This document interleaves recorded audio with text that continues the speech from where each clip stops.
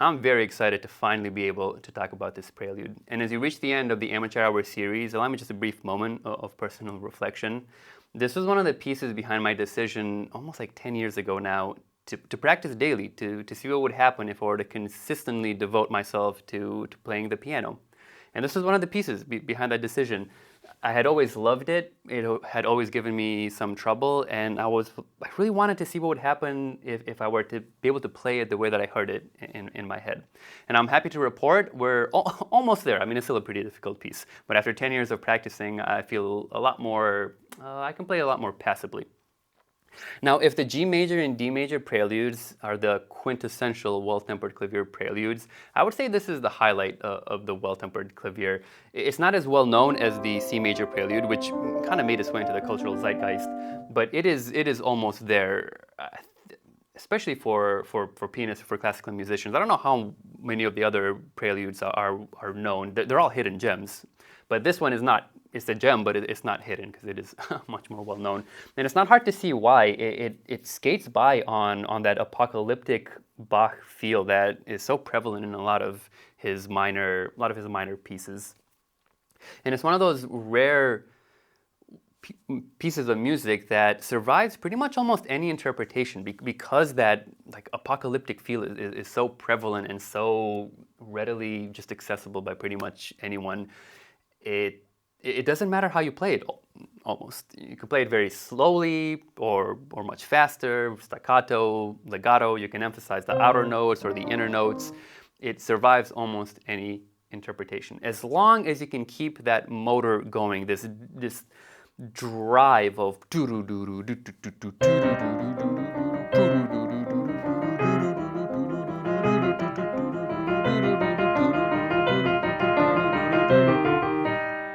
as long as you don't falter on that consistent motor, it's going to sound amazing. So in this episode, let's focus just on the technique. Let me give young Dan from 10 years ago, well not young, but younger Dan from 10 years ago, some tips on how to practice it and how to get closer to the way that I had heard it in my head. So the first step, and it's an interesting realization, is that these inner notes, they're almost like trills.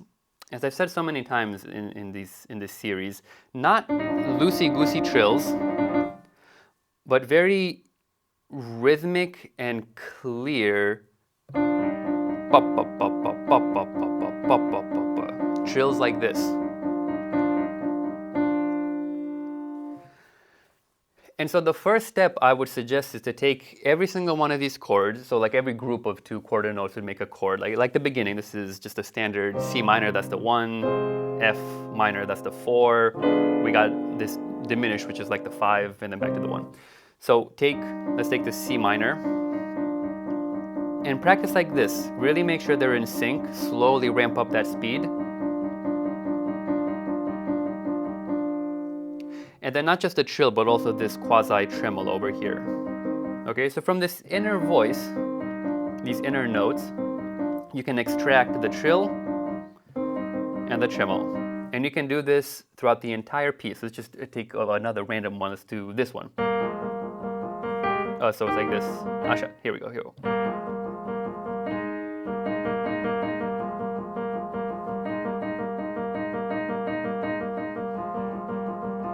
Or the D major.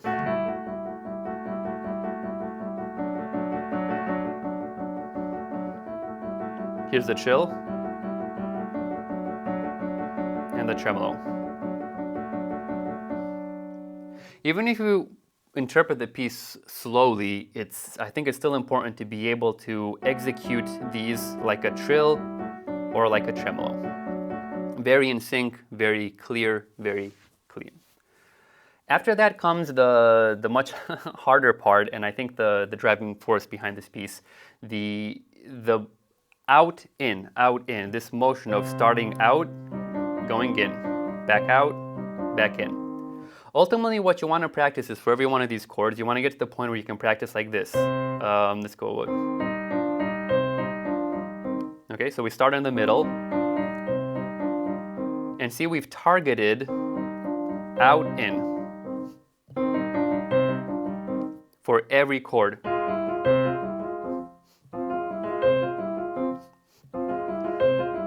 Let's go to the 5. Excuse me.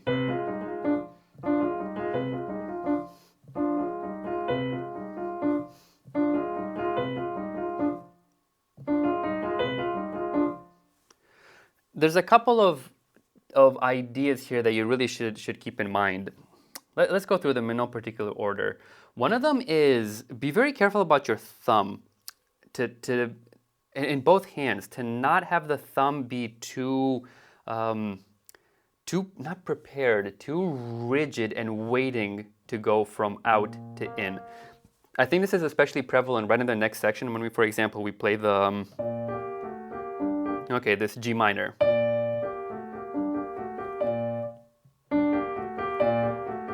Okay, when we go out, let your thumb go out as well. Don't keep it very rigidly out here waiting to go back in. You can end up just, especially in this muscle, if you keep it too rigid and too much like a claw, you can end up overstressing it. So as you go out, let your whole hand go out and then back in.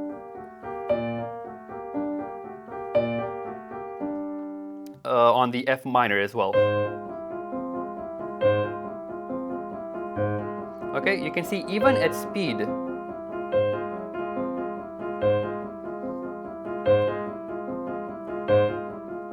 I'm not constantly keeping my thumb in a state of like agitated preparation to go from out to getting back in. So careful with that. Also related to the thumb, there's going to be a couple of chords where the thumb will have a tendency to play very loudly, again on this G minor one as well. You see?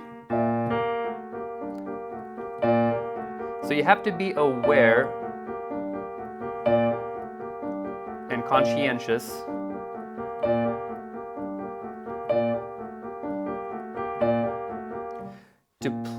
to not throw your thumb on the inner note. Place it there and then start playing the inner notes.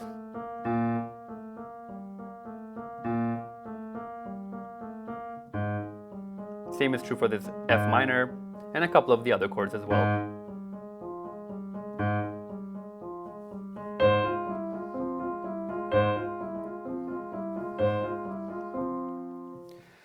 And to tie both of these ideas together, and I think the most important part of practicing this out, in, is to have a sort of rocking motion to the hand. It's a little similar to when you have these wide arpeggios in the romantic repertoire, where again, you need to be careful with your thumb to not like rigidly keep it in weight over here.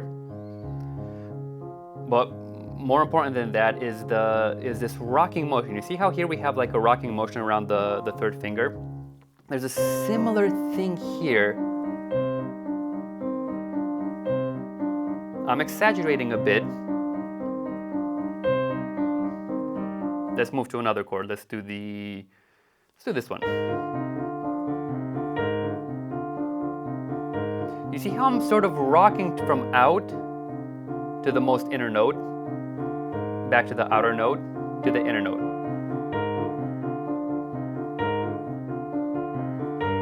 I mean, unless you have just a real paw of a hand like Rachmaninoff, where you can keep everything like this, you will need this rocking motion from out to in.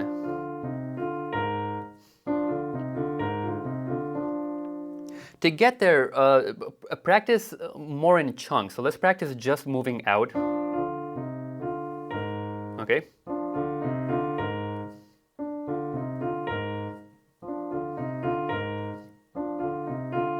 And then practice just moving in.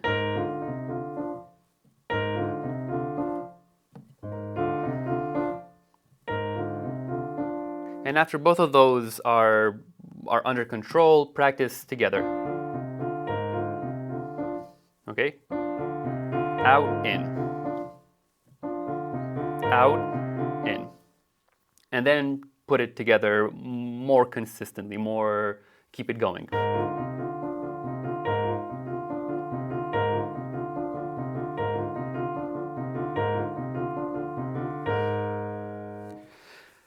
This, like I said, is the driving force behind the piece, the most difficult part. And if you can get this working, you're pretty much there. The next step is transitioning between the chords, because you have different hand shapes. So from the C minor, moving to F minor.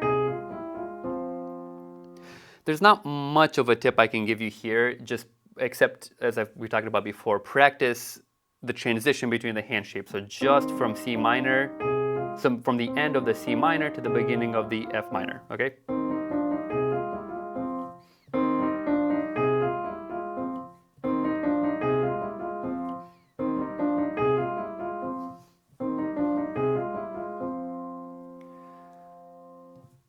Here as well, there is one little tip. For example, when we go from the D minor to the D major to G minor,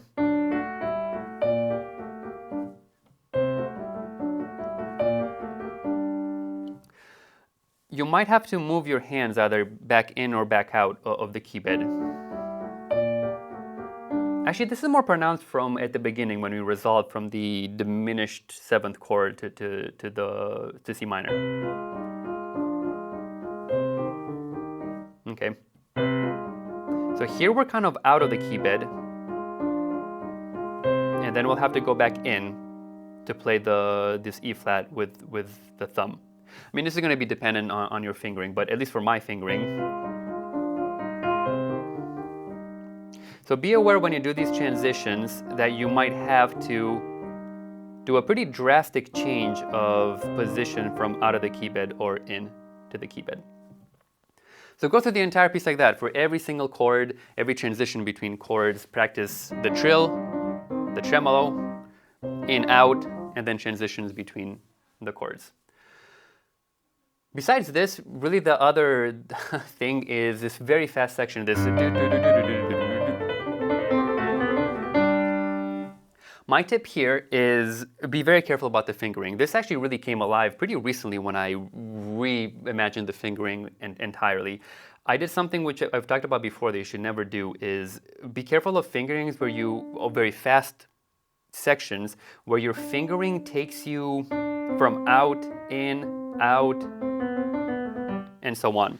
Try to keep your hand as still as possible in just one hand position. So what this means is that instead of using your thumb to play on black keys, which might be more natural, is to you use other fingers on those black keys. So the fingering, let me just play this very slowly and show you the fingering.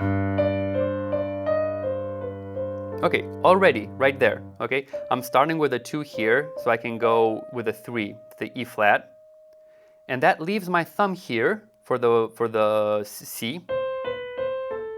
You see how natural that is? We do the same idea a bit later. Here. I'm starting with a 4. But same idea. With the left hand, this is where it's a little trickier. At the beginning,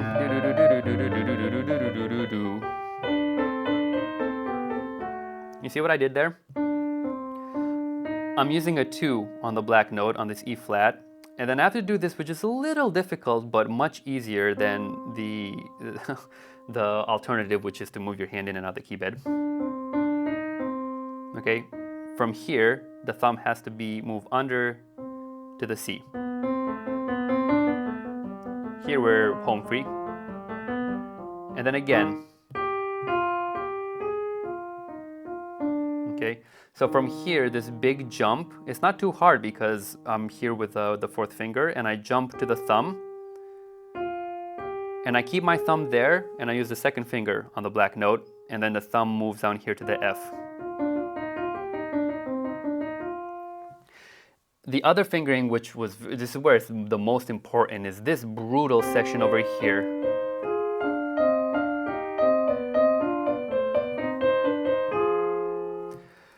Notice how little my hand moved. Previously, my hand would move so often in and out of the key, but I don't even remember the finger that I had. But if you use this fingering where you keep your hand still, here I'm doing 1, 3, 4, 2, 4, 5, 1, 3, 4, 1, 2. It is pretty, it's pretty awkward. You really need a very strong, very capable fourth finger. But much better than the alternative.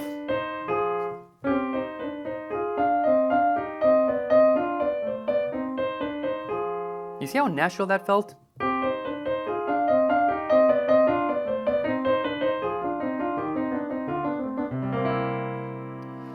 So work on a fingering that keeps your hands still, where you're not jumping in and out of the key bed. And with slow practice, you will get there. I'm very happy that I finally found this fingering that works much better for me. So that's it for the piece. I'm very, very happy to finally be able to talk about it with you and to show it. Absolutely gorgeous, very nice apocalyptic feel. Wonderful Bach. Good job, Bach. Good composer. All right, let's hear the piece.